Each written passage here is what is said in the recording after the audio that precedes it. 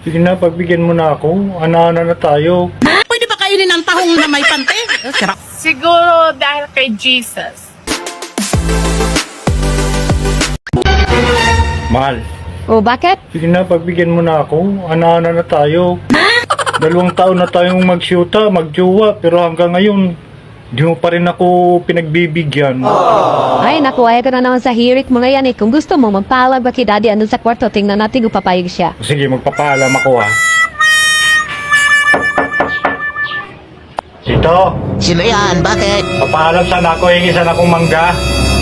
O sige, walang problema doon. Kesa sa mabulok yan. O di sige, kainin mo. Mahal, ay na, pumayag na yung daddy mo. Ay, nako, napaka-imposible niya yung sinasabi mo. Hindi papayag yun, ano ka? Oo, pumayag na. Tito, ayaw po. Hoy anak, pumayag ka na. Pagbigyan mo na yan at mabubulok din yan. Oh, di ba? Sige na nga, tara na. Ano? Dito sa kabilang kwarto.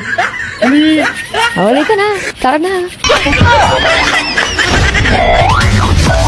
Kanina nakapante ako. Wala kang pante, Bet! Wala kang pante! Oo, ang sabi mo Wala kang kanina pante! nakapante ako. Ako. Tapos sabihin mo naman ngayon, wala naman ako pante. Ano Wala ba kang naman pante! yan? Pwede ba kainin ang tahong na may pante? Sira ulo ka. Alam nyo, parang gusto ko na lang ding maging bigas. Bukod sa mahal na, kinakain pa.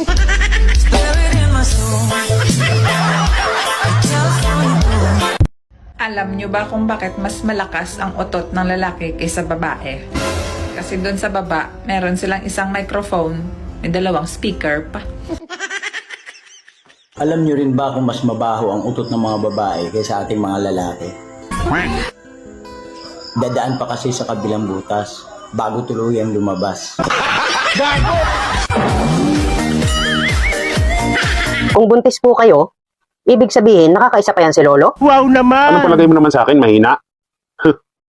Kung alam mo lang, lahat ng style nagagawa ko pa. Sana all.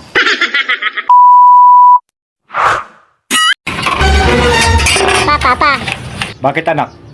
ano po ba ang tawag doon sa nasa pagitan ng hita ni nanay? Ha? Yun yung paraiso anak. Parang ano naman ang tawag doon sa nasa pagitan ng hita ninyo? Ito naman yung susi ng paraiso. Yun pala yung tawag dyan, susi ng paraiso. Pero alam mo, Papa, dapat palitan mo na yung susi ng paraiso ni Nanay. Bakit naman? Kasi may duplicate na si Ninong. Kasi nakikita ko, madalas niyang buksan yung paraiso ni Nanay.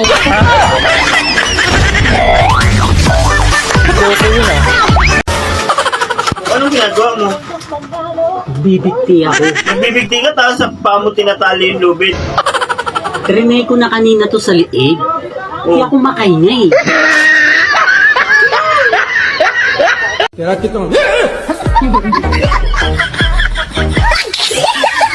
Bakit ka raw maganda? Siguro dahil kay Jesus. Dahil sa kanya, siyang gumawa sa ating lahat. Kili-kili reveal. Okay po, ito na po. Ayan po, ang kilikili ko.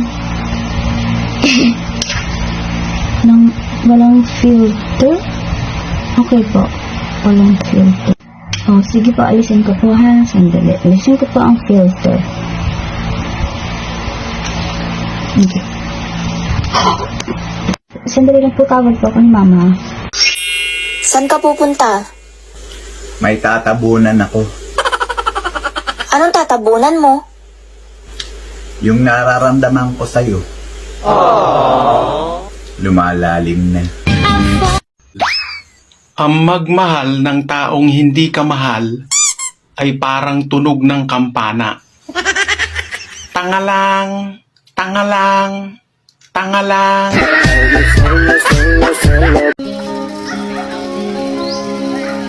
Ayaw mo padalaan ng bisong, oy. Pinaira na gibali. Hindi man ako ang pinaka-importanteng tao sa buhay mo ngayon.